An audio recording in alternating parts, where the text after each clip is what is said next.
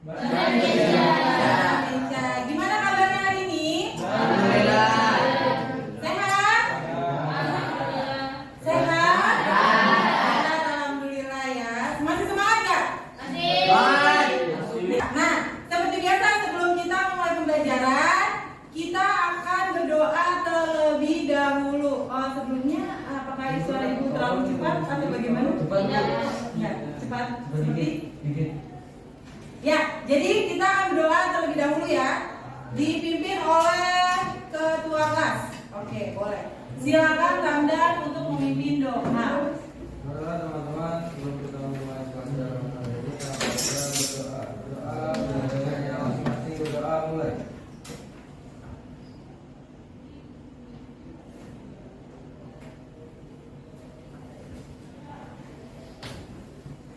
Selesai.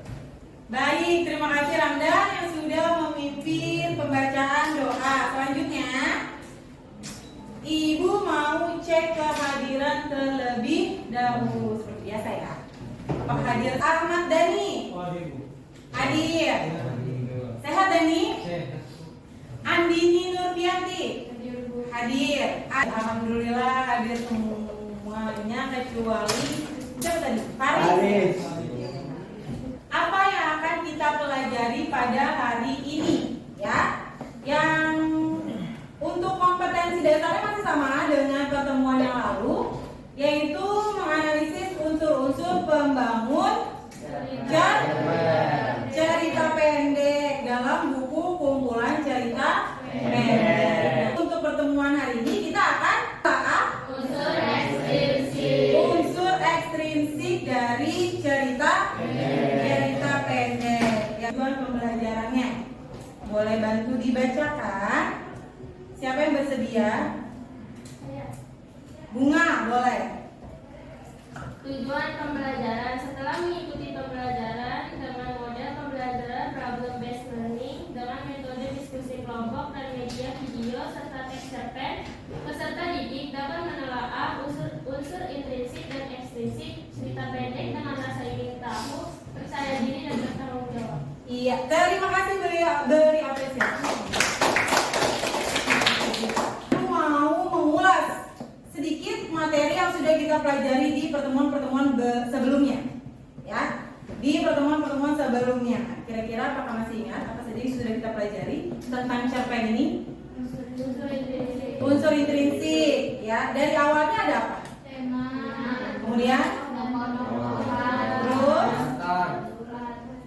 latar, alur, amanat atau pesan, dan gaya bahasa. Betul. Jadi ya, kalau yang minggu lalu unsur intrinsik itu berarti dia adalah unsur yang membangun dari dalam cerita pendek itu sendiri, iya atau tidak? Iya. Ya. Berarti yang hari ini akan kita pelajari si unsur ekstrinsik itu ada di mana atau berasal dari mana? Dari luar cerpen. Kira-kira apakah sudah ada yang mencari dari luar cerpen itu apa saja yang termasuk unsur ekstrinsik? Andini, boleh. latar belakang masyarakat, Sebelum kita mempelajari lebih lanjut, nah di sini gua akan menampilkan sebuah video kembali ya, videonya. Dari situ kalian coba nanti tentukan latar unsur ekstrinsiknya, baik itu latar pengarah maupun latar masyarakat.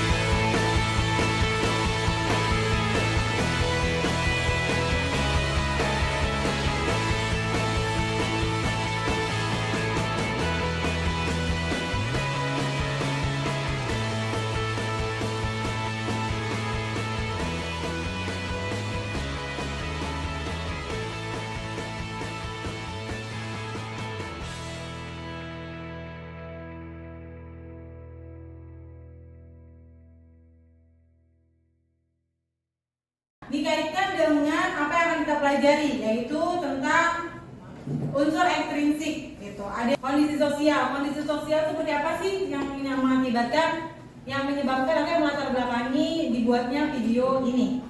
Kira-kira. Karena mungkin banyak terjadi di luar sana yang pelecehan gitu. Iya, bisa jadi ya kondisi sosial. Ini juga bisa kondisi psikologis ya.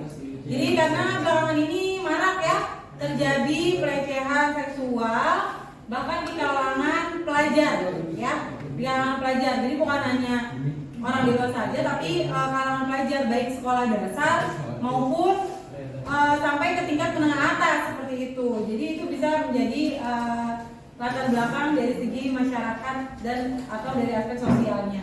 Kemudian apa lagi?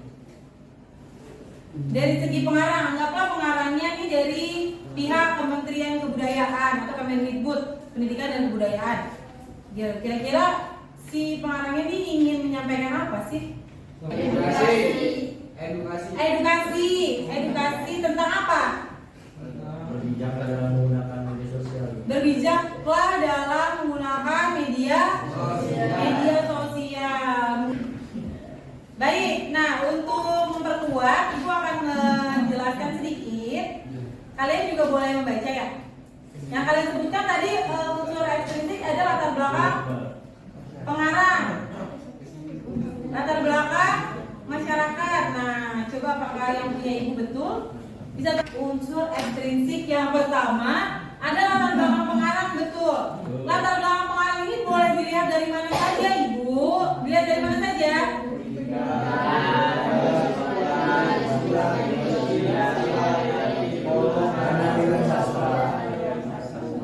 Tidak dari segi pendidikan. Si pengarangnya tuh pendidikannya dari jurusan apa? Atau sudah kuliah di mana, menempuh pendidikan dari mana, seperti itu. Kemudian kondisi keluarganya seperti apa?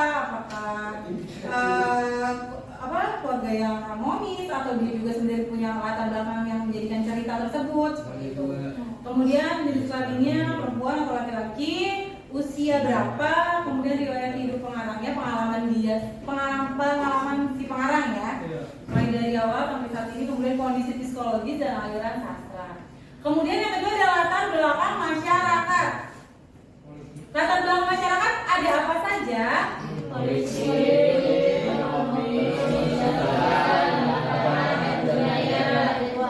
betul. Jadi ada segi politik, ya. Wah, berarti ini yang politik yang ada di Indonesia ya, gitu ya. Kemudian ada ekonomi, ya, ekonomi yang terjadi pada saat cerita tersebut dibuat, ya.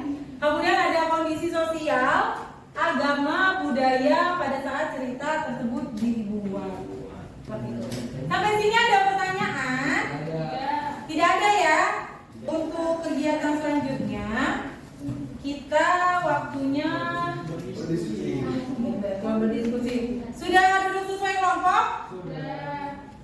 Sudah duduk sesuai kelompok? Sudah. Kelompok 1 di mana? Kelompok 1 di sini. Kelompok 2 di situ. Kelompok 3 di sini. Kelompok 4. Ya baik. Kelompok 4 1 2 ini 4 ya. 4 ya. Nah, kalian sudah Ibu bagikan LKPD ya. LKPD yang kedua, lanjutan dari pertemuan sebelumnya. Yang depan ada instruksi atau petunjuk pengerjaan lembar kerjanya, ya. Tugasnya ada di instruksinya. Kemudian kalian mengerjakan di lembar keduanya, ya. Di lembar kedua.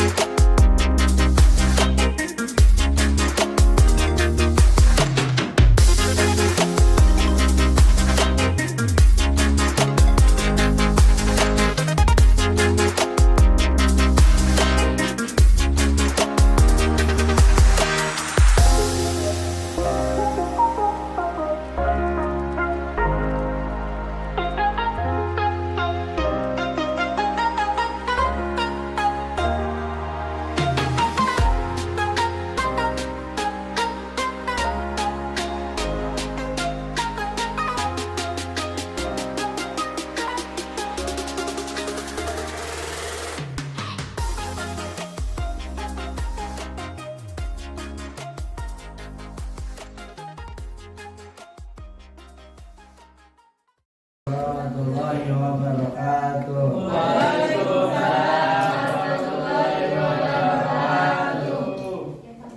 Kami dari kelompok 4 ingin mempresentasikan hasil tindakan kelompok 4. Terus, Perkenalan dong. gunakan nama saya Samsudin Abdillah. Yang lain boleh menanggapi ya. Kalau ada yang kurang atau nggak ada. Dari bahasa UKM diucapkannya tak hanya ojek online dan syukur.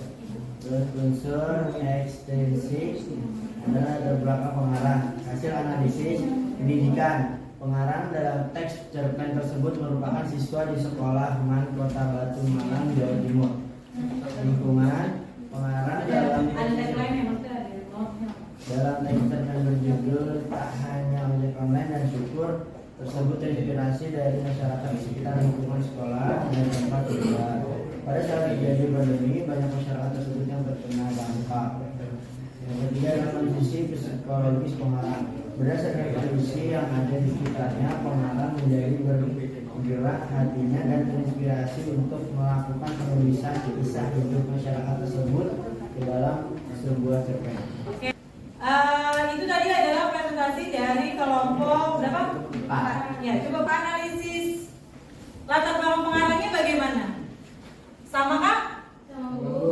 Sama dari segi pendidikan, kemudian lingkungan, kemudian kognitif, psikologi. Oke, sekian dari kelompok kami. Kurangnya mohon maaf. Wassalamualaikum warahmatullahi wabarakatuh. Waalaikumsalam. Apa yang belum kalian pahami dari pembelajaran hari ini? Paham ya? Jadi bedanya antara intrinsik dan ekstrinsik itu apa ya? Kalau intrinsik itu yang dinilai itu tema, amanat, alur seperti itu. Kalau ekstrinsik itu dari luar ceritanya. Kenapa cerita ini dibuat? Kapan? Terus apa yang melatar belakangi dari ekonomi, pendidikan, sosial, budaya dan lain-lain seperti itu ya. Jadi gitu. Kemudian ada manfaatnya kita belajar hari ini? Ada. Apa itu?